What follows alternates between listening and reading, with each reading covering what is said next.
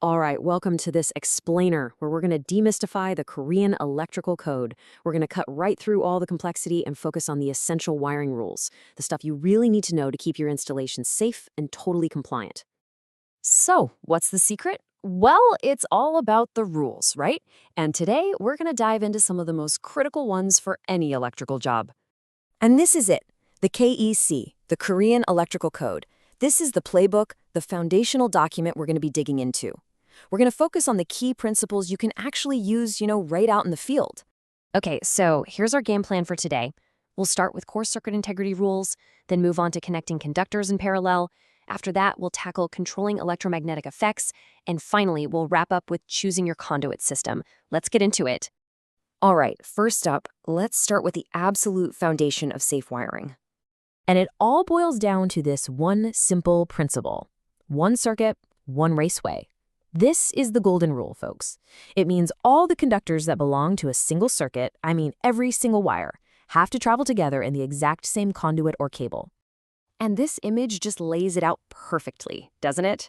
On the left, you see the right way to do it. L1, L2, L3, and the neutral, all bundled together in one raceway. Now, why is this so important? Well, keeping them together prevents these dangerous imbalances and stops heat from building up. On the right, well, that's what you absolutely don't want to do. Splitting them up like that, that's a huge no-no and a serious safety hazard. Okay, beyond that main principle, there are two more essential rules to keep in mind.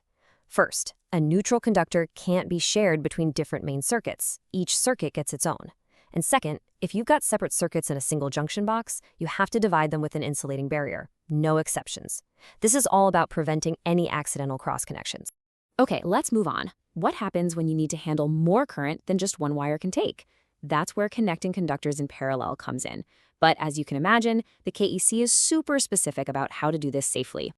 So, when is it actually safe to do this? The code lays out some really strict conditions because you have to make sure the current divides itself perfectly and evenly. If you mess this up, you're going to overload one of those wires, and that's just asking for trouble. And here are the 4 non-negotiable rules. 1, they have to be the same material, like all copper. 2, same cross-section, meaning the same wire gauge. 3, they've got to be the same length. And 4, no branches or taps along the way. Think of it like this. These wires are a team. For them to share the load equally, they have to be identical in every single way. Any little difference means one wire works harder than the other, and that's how you get dangerous overload. Now, what if you've got a really high current situation, or you need to run 4 or more conductors in parallel? Well, if you can't guarantee that perfect current sharing, the KEC recommends a busbar trunking system. It's basically a much more robust, engineered solution for those bigger jobs. All right, now we're going to get into something a little more advanced, controlling electromagnetic effects. This is all about managing those invisible forces that come with AC circuits. So check this out. When you're using steel conduits, which are ferromagnetic, separating the conductors of an AC circuit can cause some serious problems. See, the alternating current creates these magnetic fields, and if they're not canceled out, they can actually heat up the steel conduit itself through induction. And that overheating, it's a massive fire risk. And the fix is actually pretty simple, as you can see here. You just group all the conductors of that circuit together inside that single metal enclosure. By doing that, their magnetic fields basically cancel each other out. It's a really elegant solution to what could be a very dangerous problem. Okay, let's switch gears and get practical. We've talked about the rules, now let's talk about the hardware you'll be using to protect all this wiring. When it comes to flexible synthetic conduits, you're basically looking at 2 main types, PF pipe and CD pipe. The difference is pretty straightforward. The PF pipe has an outer protective layer, while the CD pipe doesn't. So PF is just a bit tougher. So you've got some pros and cons here. On the plus side, this stuff is an excellent electrical insulator, it's easy to handle, and it's definitely cheaper than metal.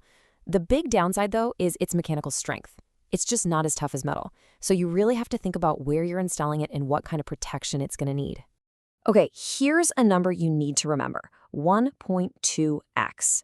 When you're connecting 2 of these conduits and you're not using adhesive, you have to insert the pipe to a depth of at least 1.2 times its outer diameter.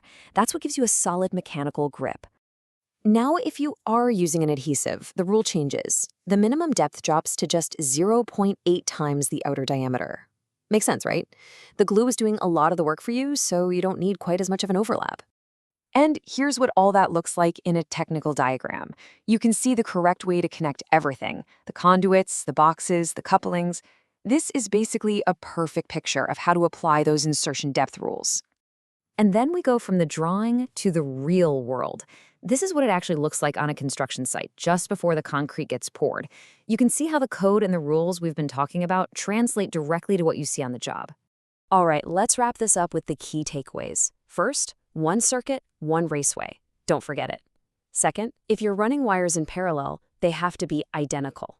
Third, always group your AC conductors together in metal conduits. Fourth, know the difference between PF and CD pipes. And finally, memorize those insertion depths: 1.2x without adhesive and 0.8x with it. Get these right, and you're well on your way. So, we'll leave you with this question to think about. In a world that's getting more and more complex every day, is mastering these fundamental rules the real key to both safety and innovation? It's a good reminder that having a solid grasp of the basics is what really lets us build a safe and reliable future for everyone.